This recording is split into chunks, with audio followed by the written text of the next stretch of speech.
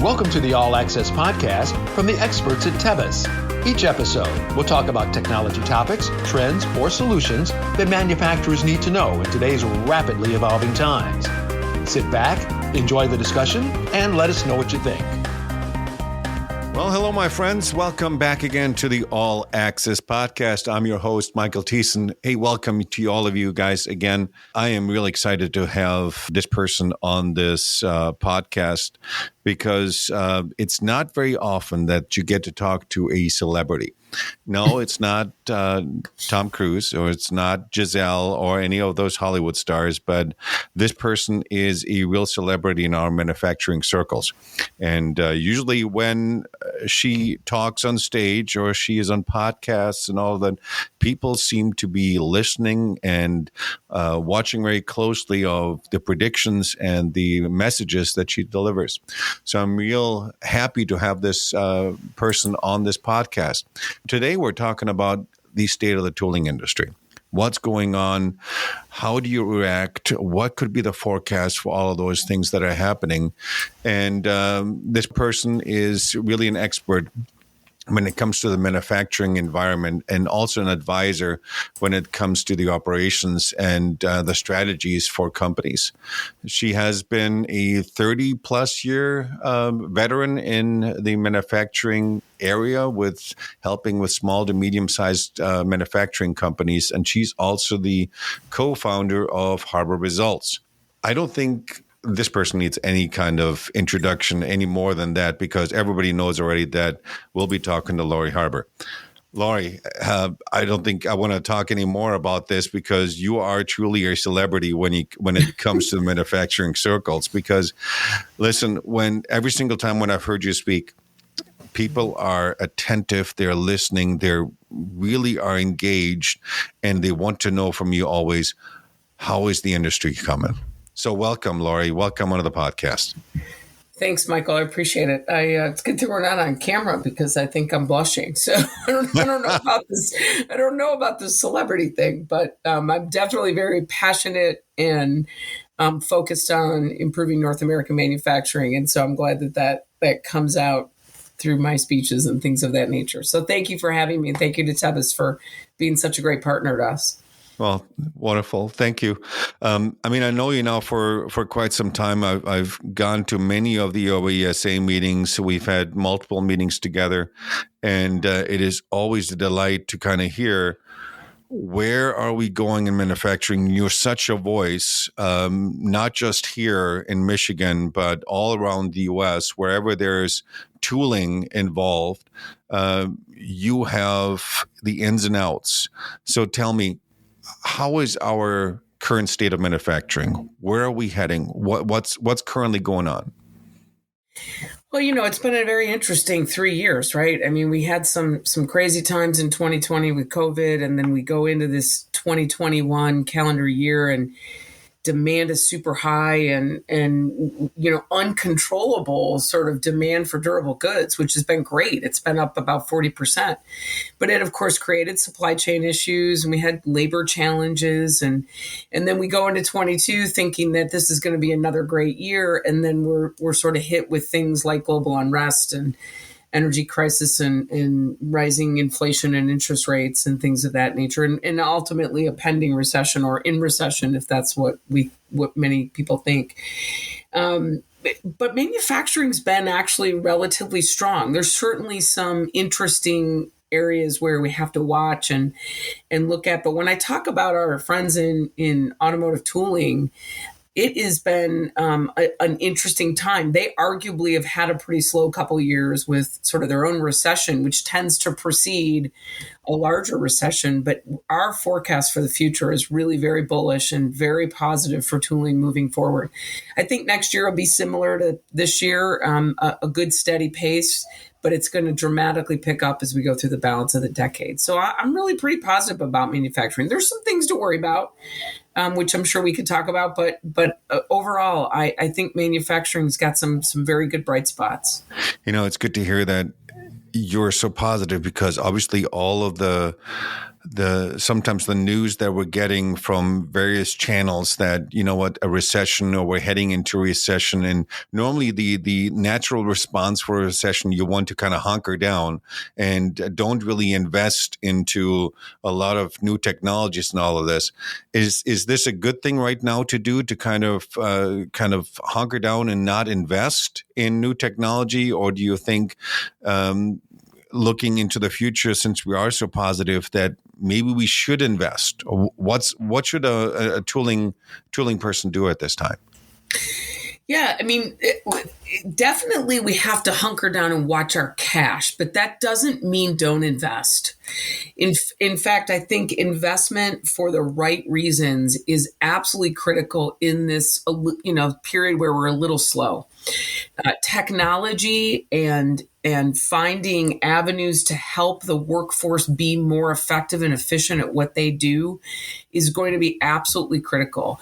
We're going to look towards a time in 2025 and 26 where we're making probably as many tools as we did back in 2017, which was the huge tooling year that we saw in automotive. And in order to do that, with the challenges we have, especially with labor, we need to utilize our equipment better. We have to utilize technology like what you guys do with programming and design software, and really standardizing what we're doing to drive effective, efficient utilization of our equipment and our people. And so I absolutely think investment is critical. At the same time, we got to be good stewards of our cash, because it'll be a tough time, and we've all had to raise labor rates, and cost of doing business has gone up. So we have to be diligent, but we have to be smart at investing so that we don't fall behind. Right. So you mentioned already early on, we had multiple challenges in the manufacturing field, supply chain issues, all of those kind of things. Now, obviously, there's always these supply chain issues right now. They're popping up. One time it was resin, then it became steel, then it is fasteners, and all these kind of things start to be popping up. And it almost feels like that they're popping up more and more frequent now that a new short in demand item is coming up. Now, all of that kind of stuff has an effect on our tooling makers, on our mold makers, because obviously it's additional cost that they have to bear in, because, if they can't find steel is going to go up in price, which means all that entity has to move towards the consumer, or eventually the prices will have to go up on these molds. Do you think there will become almost a plateau where it becomes almost too expensive? I think that certainly the cost of doing business and getting steel and getting resin for tryout and multiple other things. I mean, we're finding very small things to very large things. It sort of seems like, you plug one hole in the supply chain and another one, pops up. So I do think that it continues to be a challenge from a cost perspective. Unfortunately, I don't see the price of tooling going up. I think that, the OEMs are going to hold fast to their target pricing. And we have reached a bit of level off on steel for, tool steel and things of that nature. So I think that we'll see things settle in a little bit. It really is the truth of economics and supply and demand. We pressed the system of manufacturing that COVID created by this high demand, and that popped holes in the supply chain. So we believe that by the end of 2023, we'll start to see some real easing in certain areas. And frankly, in tooling, we've already seen some of that ease a little bit. But it's definitely something that we have to continue to watch for manufacturers as they move forward. Right. Well, hopefully the shortages that we're seeing, or even the increases in fuel costs and all that kind of stuff, hopefully that's going to be leveled out hopefully soon, because these are all costs that the tooling vendors have to absorb somehow, either into the cost of the mold or any of those things. Now, there's another item that you mentioned earlier too, and that's our labor market. I mean, the labor market is all over. Every shop that I've gone to, they're looking for people. They're trying to hire skilled workers. Sometimes they can't find the skilled workers, so now they're utilizing unskilled workers. What's your message to those companies out there that are just not trying to find the skilled laborers that are out there? Yeah, it's a huge, huge issue everywhere we go, right? Not even just in North America, but globally. There's no silver bullet solution to this labor problem. We had an environment of we've got a whole new workforce coming in terms of Gen Zs and the younger millennials that are coming out of school and looking for positions in skilled and unskilled roles. And in some cases, people are saying, people don't want to work. And I tend to buck that trend a little bit. I'm not convinced people don't want to work. I think that this generation wants to work in places that they can make a difference. They want to work in a place that's clean, that's full of technology. And, my biggest message to companies as I go around today is that the owners tend to complain that human resources isn't helping them solve their problem. And then I walk out on the shop floor and I say, would you let your kid work here? Because it's dirty and it's unsafe and it's dingy. So the best thing we can do as manufacturers is do the basics, clean up our plant, install the lights. I was at a joint customer of ours in Iowa a couple weeks ago. And, he just installed brand new lighting and he cleaned up the floor and he put some 5S processes in place. And it's a really cool place to work now. And he's got all of this great technology in there. He's utilizing Tebis and he's got a team that's saying, wow, now I really feel like I have a place I want to go to work, a great new break room, all that kind of stuff. So just using that as an example, when I go to plants that look phenomenal and are showing their technology, the younger generation walks in and says, okay, now I feel like this is a place I want to work. But then the next step has to be, how do we figure out what motivates them? Do they want to contribute, and where do they want to contribute? And, most of this generation, and I applaud them for it, they want to change the world. And I think we should figure out how we funnel that changing of the world into changing our business and making a difference in the products that we're making for our customers. So it's not a problem anybody's going to solve for us, and it's probably here to stay. So we have to figure out new and creative ways to attract, retain, and train people so that they can make a difference and feel like they love where they work. I mean, the industry has come a long way. If I think of 20 years ago, walking into dye shops or even mold shops, and there were dark floors and oil all over the place, chips flying all over the place, it was not a great environment to be in. And you're right. Having just a clean floor, white machines, bright lighting, it says something to people that are walking in and even the young kids, because I see a lot of companies that we are working with inviting high schoolers in, getting these young generations back in touch again with manufacturing and trying to show them what can be done. I mean, even with my kids, both of my kids are working in the automotive industry, mainly because, they have been influenced by me a little bit being in the automotive industry. But there truly is a desire to make a difference. And as you're right, these kids have a desire to do this and they want to work this, but they don't want to work in a grungy place where they just feel like that it's not for them. Right. And the other piece of this, too, is that we have a whole fraction of the workforce that we don't see a lot in tool shops. I mean, you and I walk through tool shops, we don't see a lot of females. We don't see a lot of diverse races and cultures.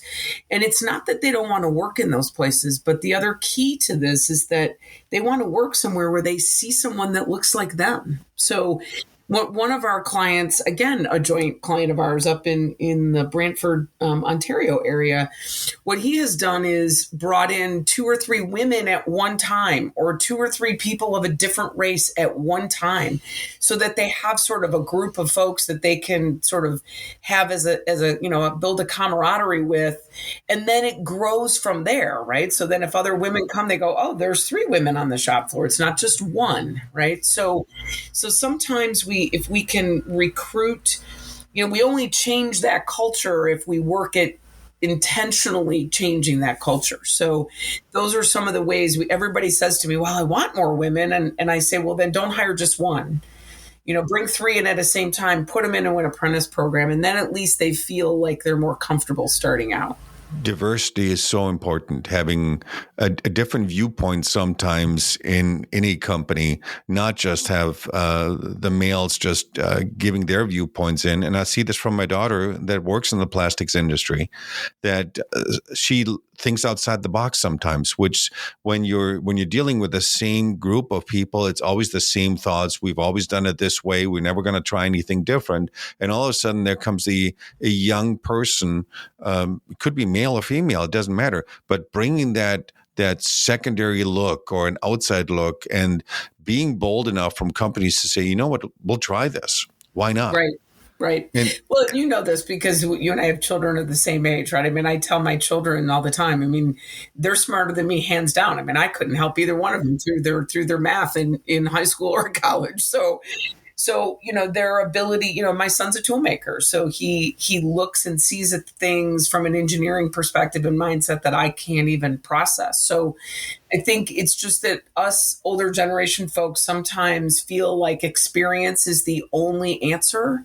And the truth of the matter is we have to connect that experience that you and I have and the many people on the shop floors with this new thinking in this new education system and efficiency mindset together and let them share things, collectively so that we can learn from the experience, but we can also learn how to be more effective and efficient and stop being wasteful.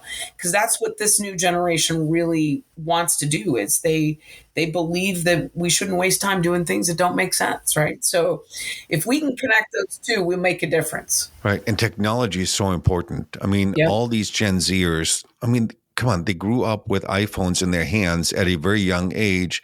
And even my youngest son, when he was younger, he could outdo me in games easily.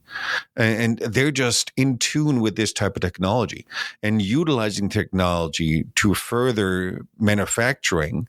I mean, that today is key. And from our side, on the Tebas side, we cannot encourage more companies to invest in training and getting their people up to speed with the latest technology. Because I think when you go through your shops and you see that companies are not utilizing technology, do you see that they're a little bit further behind on the 8 ball and are questioning, are they going to make it through this next round of issues?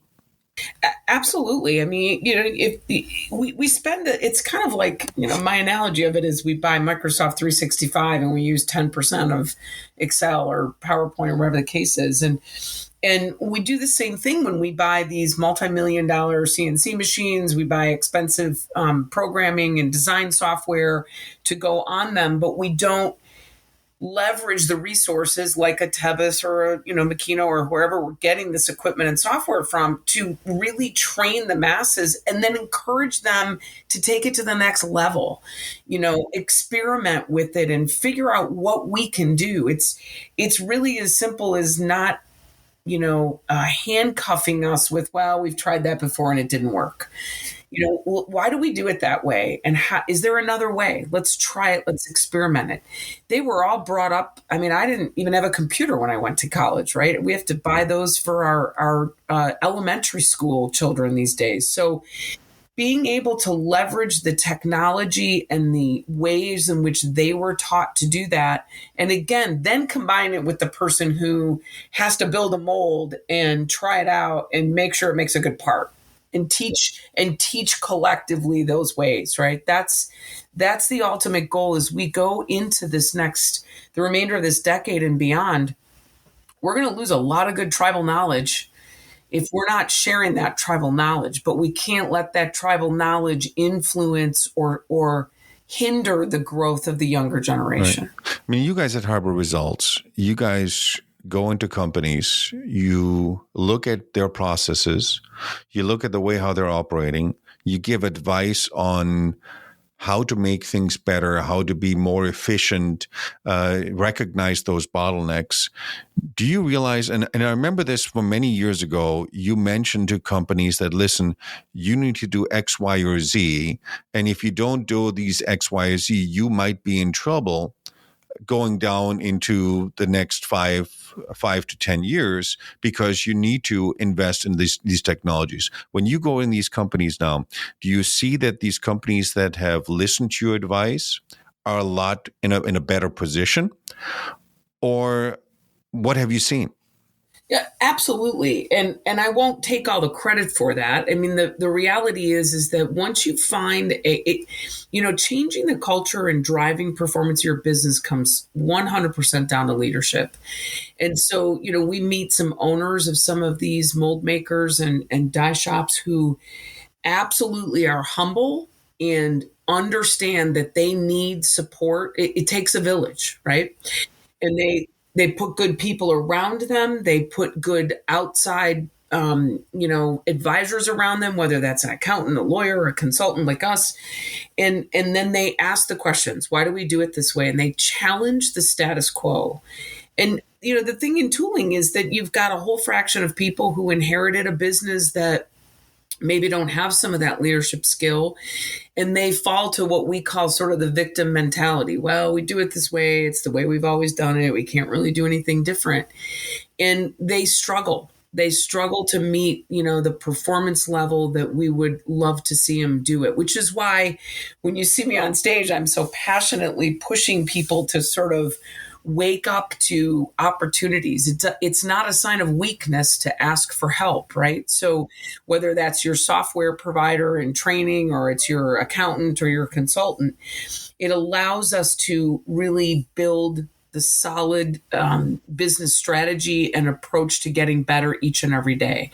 And so but we are seeing it. I mean, you've got some very strong top performers that are tool makers that continue to make levels of profit that their peers are making a quarter of, because they've not done the things to improve. And it's going to be important in these next several years, because as we go through this recession, there's certainly risks to our forecast.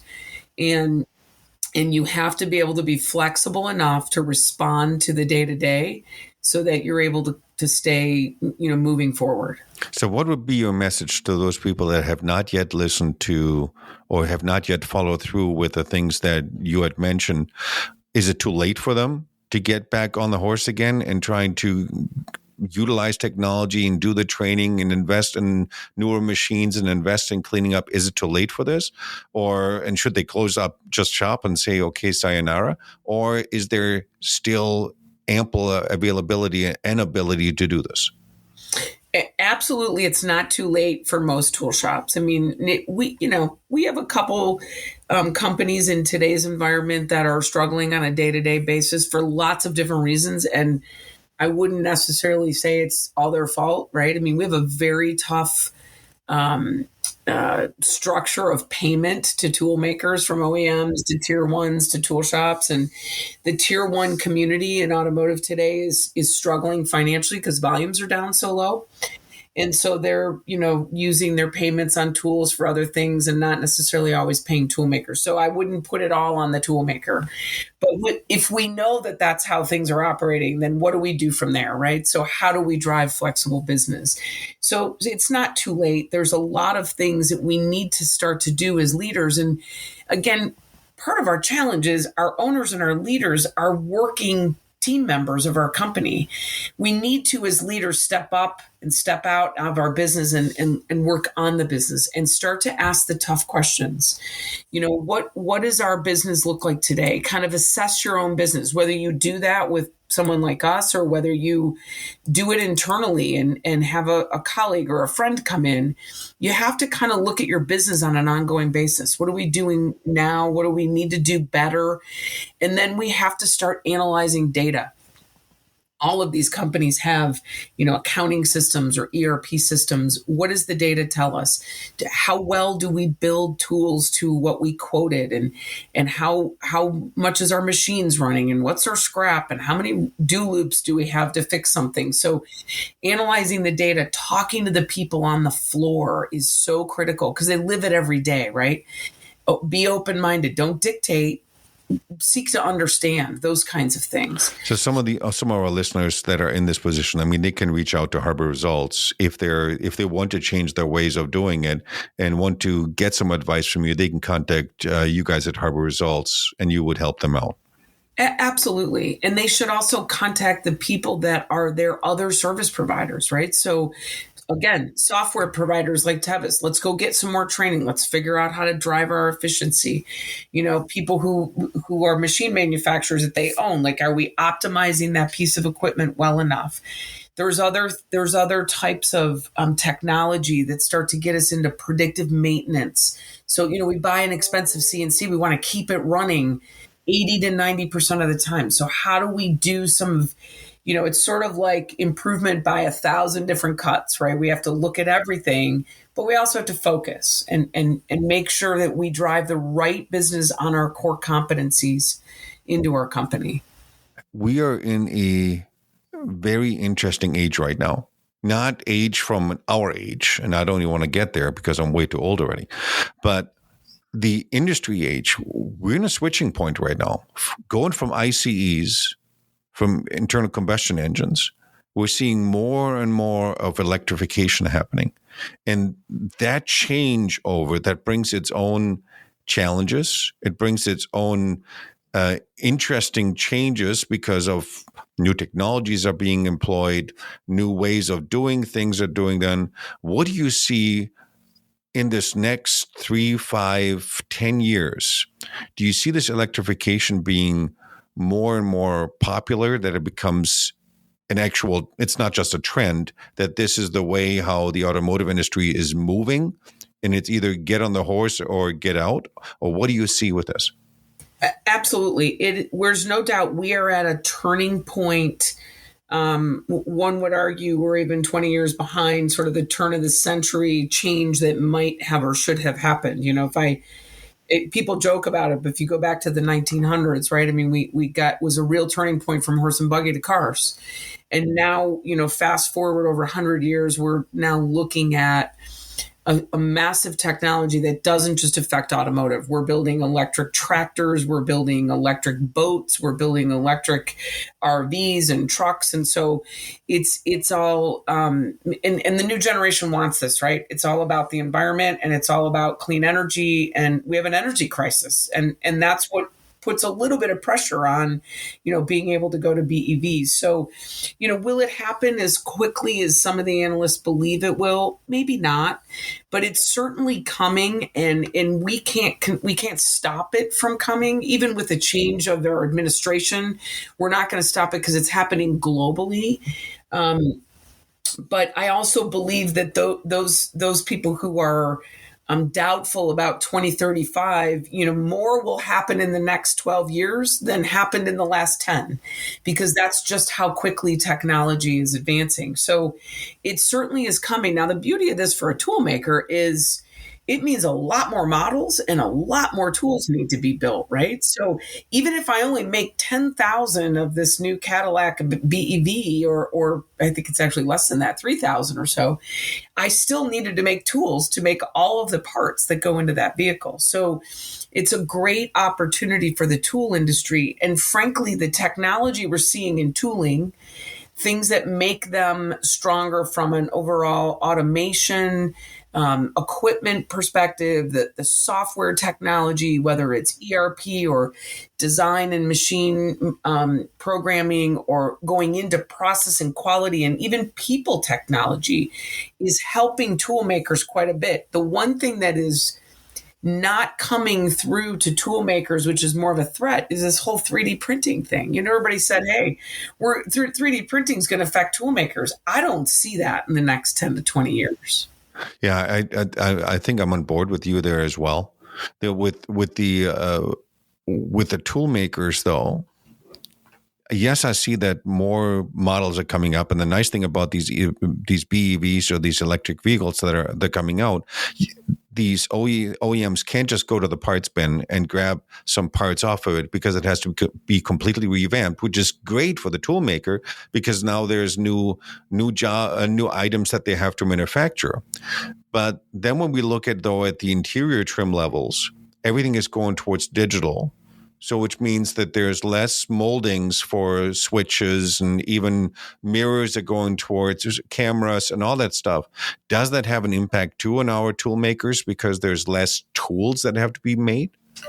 Absolutely. So there's no doubt that the face of tool making and the parts that are produced will change over the next 10 to 20 years, right? And some are more extreme than others. You go into a Tesla, all you have is a screen and maybe one button on your door panel, right? But if I go into a Hummer, for example, we're still seeing the traditional OEMs put less content, but still there's some there.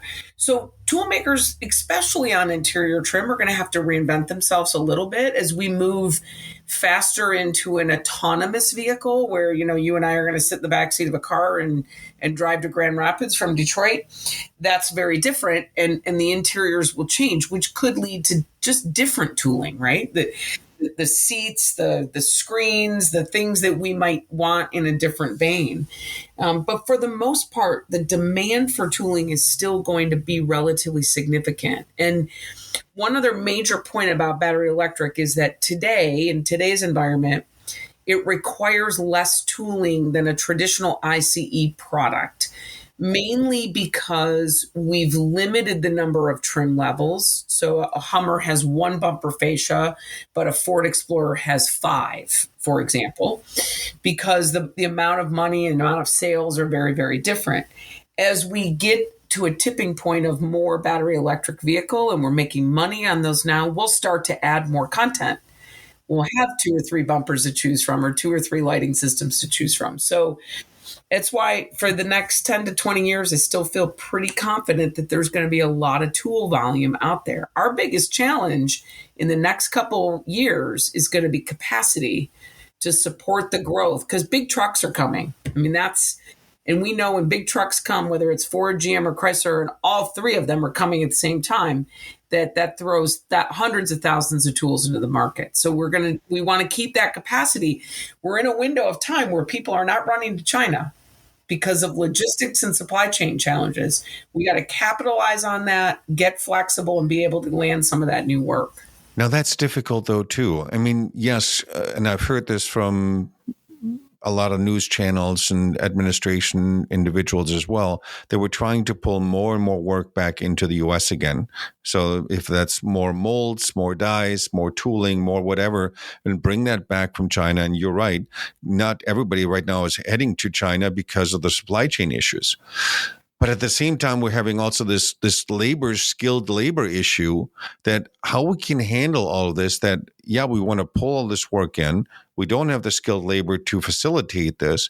Will this be a boomerang effect again where it's all of a sudden saying that the message is out, well, yeah, we're trying to bring it back, but we can't manufacture it here because we don't have enough individuals. So therefore, I have to go again to overseas, if that is China or South Africa or Mexico, whatever that is. Do you think that can happen? I absolutely am 100% agreeing with you on that one. It's going to be our biggest challenge in the next 4 to 5 years because let's face it, a tool maker's capacity is not always machine dependent. It's people dependent, right? I can automate machining and run lights out, and I can do all of these things of standardization, but I still need an expert tool maker to put the tool together, spot it, try it out, and make a good part. And so we have got the challenge we face with the recession in the next 18 months of, sort of maybe some soft market is that we have to keep investing, as you said before, whether that's in technology or people. And for those companies who may not have run a great business before COVID, and COVID maybe bought them some extra time because of federal funding, either in Canada or in the US, and now that funding's gone, maybe we didn't use it wisely, that's going to be harder for you, right? Because you may actually lay people off if you're soft. You may not keep some of your skilled workforce, or maybe they become too expensive. The problem is that the data tells us hands down that unless we see some new, big, massive change in our economy or in an automotive OEM, the tools are coming, both ICE and BEV. And right now, you got to remember the D3 particularly are wildly profitable. Even though we're selling fewer vehicles, they're wildly profitable. So they have no intent of changing this product development plan unless something drastic happens with the economy, which we don't believe. Recession will be minor and we will move past it by 2024. So the tools I'm making next year are for 2025.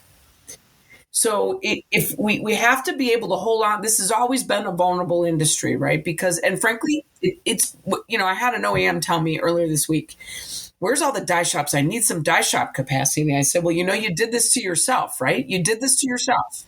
You walked to China 20 years ago and then they had to shrink. So, this is a great opportunity for the best tool makers to really capitalize on opportunities in the upcoming future.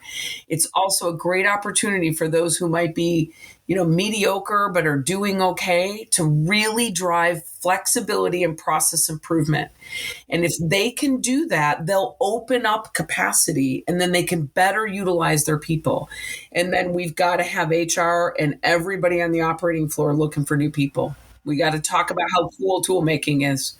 If I get the message right from our last 30 odd minutes from what we talked now, is companies need to invest in their technology and their people. They need to invest in them and getting them trained up for the next 10, 15 years. They need to look at individuals, diverse individuals, if that is hiring more females and getting in contact with universities, trying to go to these university fairs and trying to recruit these young experts already, clean up your shop and really invest in your company, but yet be mindful in where you're investing in, because that could be a big change or big effect on how you're going to operate your business over the next 5 to 10 years.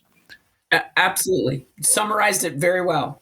Any thoughts from your side, what individuals, companies can do even more in trying to make sure that they're on board for the next 5 to, I was at the OESA meeting and the conference that we've had, and you laid it very nicely out over the next 3 to 5 years. The amount of models that are coming out is just phenomenal.